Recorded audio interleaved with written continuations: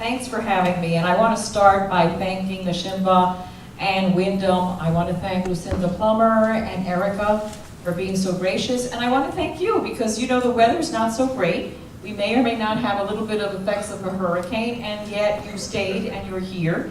And thank you for the beautiful food and the very impressive spread. So I think it's marvelous that you included us because education is at the heart of everything. It's the great equalizer. It's an area where Latinos and African Americans and actually poor whites as well suffer greatly because without a good education, we can't pull ourselves from where we are into a better place. So I'm very honored that you had me here. I've got to make sure I cover some of my wonderful notes because some of my wonderful people prepared them, and I want to be respectful of that, and I actually have some of them with me. So the issue of Hispanic, people think of us as monolithic, but we know that that's not at all the case. We come in different colors, different heritages, and we hail from, some of us hail from Europe, from Africa, from India, from Asia, Dutch. There are all of these influences, and so it would be a mistake for us to think of a Latino or a Hispanic as a monolithic group, because we're not. And so I just wanted to share that. Another thing I wanted to talk about is the issue of how long we've been here. And just yesterday, I was at the MoCA Museum, the Museum of Chinese American. And if you haven't been, it's in New York City on Center Street, and it is worth your time. What was so fascinating is that the Chinese have been here forever, but yes, there are the perpetual immigrants. And the story you'll learn of there is the story of exclusion, which is something we're not used to hearing about. Why do I say that? Because Americans think about your history as having started when you think it started, but when you came, we were here. We were already here. And so that's something that I just want to, the United States did not begin with the Plymouth Rock in 1960, as one of my good ETS friends looked up and wrote for us. When they came, there were already Spanish towns in Florida, in the Southwest, and Puerto Rico. And so it's just important also to note that we are now the largest minority in this country. We're 17% of the population. And currently, 55 million Americans speak Spanish. The Pope was here, spoke 20 times, 14 times in Spanish. I was very curious to hear about the commentators and what people would think about that, but I think it was acceptable because he seems to have been received well, although some people had comments about that. We ought to celebrate multilingualism. The more, the better. Those of you who have traveled, and it's probably everybody in this room, when we go to other places, isn't it delightful that people can speak in different tongues and speak to you in English? It would be lovely to see America feel the same way, feel the same privilege and grace when someone is blessed to speak it either organically or because you took the time to learn it.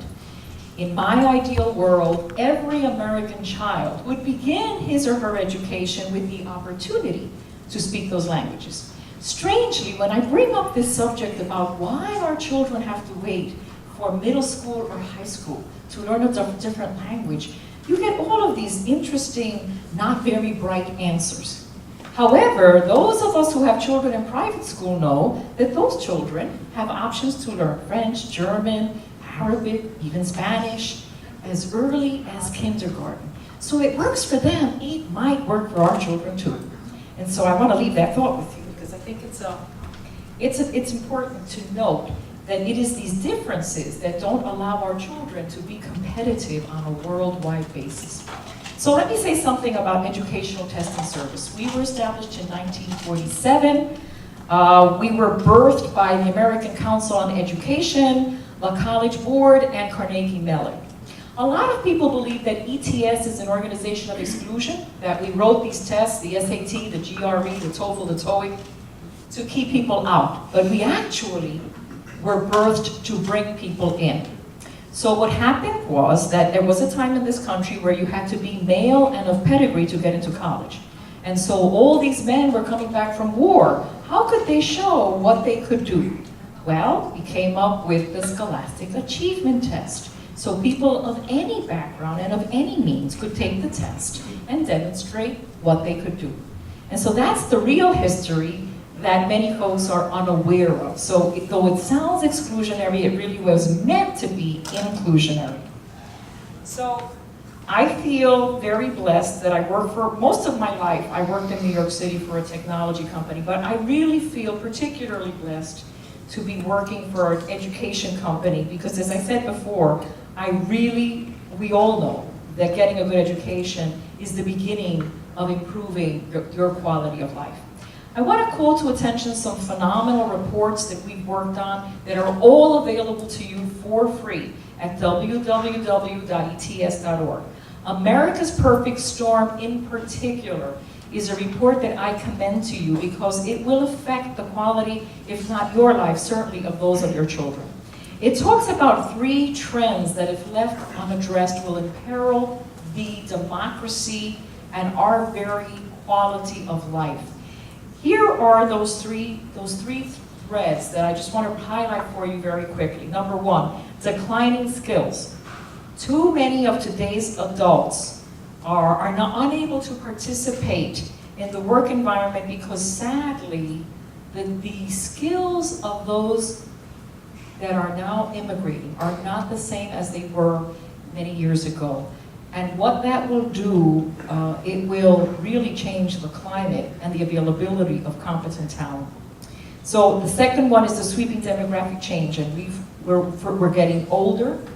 The folks that are coming into the country have a different skill set, and we are becoming a majority-minority nation. For those of you who don't know it, the minorities are already the majority in all of your major cities. So I think there will be a point where we'll need to talk about that terminology because it will no longer be appropriate. So this has happened with our K-12 school population. The majority of students right now in the public school system are minorities, and our schools are not preparing those students for leadership. Not only that, we are not preparing our teachers to know what does it mean to have a diverse classroom.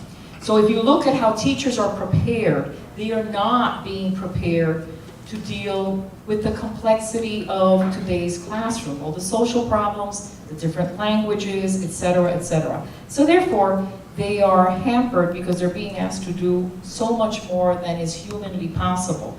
And we need to face that reality and figure out how we help them, how we support them, and very importantly, how we make sure that those kids do get a great education. So we're also doing this wonderful series on opportunity in America. So it's no surprise to you that an education company ought to be interrogating this great economic divide. So we have those, when you look at compensation, what CEOs make, what regular people make, and the fact that it's harder and harder for regular families because they're not getting the kind of raises that they used to make, etc. After a while, if this doesn't get addressed, there will be stagnation, and that will, again, affect the quality of your life, if not your life, certainly your grandchildren's. So we need to think about what we're going to do about that, and we need to address it. And there again, it's all about education. So the statistics about Latinos, so many more Latinos are graduating from high school. The statistics were miserable, and now they look much, much better. So very quickly, I'm from ETS, so I have to give you statistics. The rate has now dropped. It was 32% in 2014% in 2013, which is a nice improvement. The problem is we need more Latinos and African Americans to get advanced degrees because we're in a knowledge economy, and without higher degrees, they are not going to get the kinds of jobs that the people in this room have today. So that's of great concern. STEM is another field that needs more attention. You know, look, America, we are addicted to social media, we love entertainment, there's nothing wrong with those things. The problem is that we need people that can also do the sciences. And so when you ask young kids what are they going to do in school, they want to do something sexy, they want to do psychology, they want to do sociology. There's nothing wrong with those majors, it's all good. but we need more of our children to be doing high math, science, so they can become the engineers. Because what we are doing today is we are importing talent because we don't have the skill sets here. And so that's an area that we all need to do more and have that be different.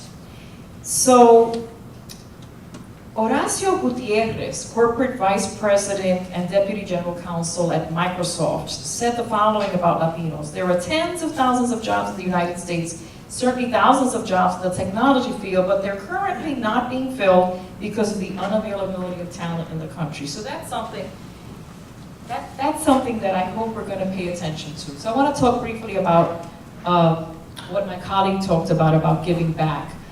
If you're in this room, you're part of those, maybe we're not well, the 1%ers, but we certainly are blessed. We certainly have a leg up on many, many people in this country. And so I urge you to be giving and to be thinking what your legacy is going to be. Are you getting involved with the community-based organizations? Are you mentoring somebody? Are you doing something in the schools? So here are some things that I'm doing, and I commend to you. One of the reasons I'm here is because of HISPA, and I think it's fantastic that NSHMBA has this wonderful relationship with HISPA, and that's Hispanics Inspiring Student Performance and Achievement. The people in this room would make phenomenal mentors and role models, because what happens with a lot of these children in these public schools is that they don't have anybody in their family who's been to college or knows that journey. And so they need somebody like you in front of them, especially in middle school, to talk about how did you get there? What struggles did you overcome? And how do I get there? Their parents cannot help them with the applications. So there are so many advantages that you have that we just assume because you don't know the many advantages that you have until you talk to a young person and realize that this person doesn't have technology, that she doesn't have a laptop, that there's so many things that you just assume that are simply not part of that world. Some of the things that I worry about is this technical divide. Even now, with broadband and with all this wonderful technology in our country, there are still many children that don't have the basics that you know they're going to need if they're going to do proper research and proper papers and so on and so forth.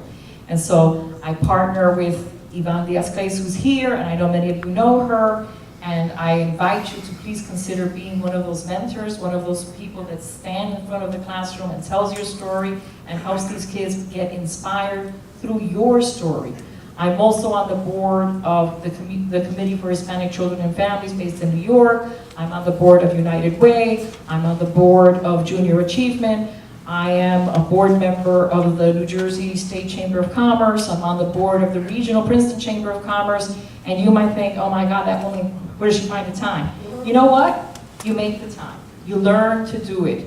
And even in your own community where you work, if you don't have the time to do that kind of activity, I'm sure there are wonderful young people, and maybe not so young people, in the Wyndham family that could use your help. So think about, you got where you are, what is it that you can imagine about the person that you're having lunch with or that you just met that you might encourage. So it's one thing to be a mentor, another thing to be a sponsor. So if you have a position of power, you want to be remembering that person so that when you have the opportunity to talk about a career, you can say, you know what, Maria would be fabulous at doing that. I was talking to her and et cetera, et cetera, et cetera. So it isn't just about that relationship, it's also about keeping that mental model. Something that Latinos and also African Americans may do less than their Caucasian counterparts is this fantastic thing about networking and understanding who the power players are and how that relationship may help you later. It is not something that they may naturally be encouraged to do, and we need to encourage that, because at the end of the day, when it's about a promotion, it's about how well does someone know you. Can someone speak about you and say, well, you know, et cetera, et cetera, et cetera. So I would like to think that someday we won't need to do this, that we won't need to have a separate day to separate and talk about. But you know, I met this fantastic gentleman, Dr. Frank Wu, and he is a professor in California, and he is absolutely brilliant. If you don't know of him and you don't know of his books, Dr. Frank Wu, W.U., I commend his writing to you. And he said something that I will never forget. When his friend said to him, when are you going to stop talking about this? You know, it's enough already with the diversity and the this and the that. You know, can't you just be regular? Can't you just stop talking about it? And he said, I will never stop talking about it, because what I have learned, he said, is that this whole notion about getting to know each other, getting to understand how we honor each other's differences and how we become stronger as a result is a process. And so that process, it's a marathon. It will be forever. That we need to talk to each other, get to know each other, understand what's the same, but also what's different. Because the gift is in the differences. And honoring those and becoming more powerful because you see how it complements your own life. So I want to thank you, because it's the evening and it's wonderful to be here with you. Thank you for spending time with me. And have a great evening. Thank you for having me.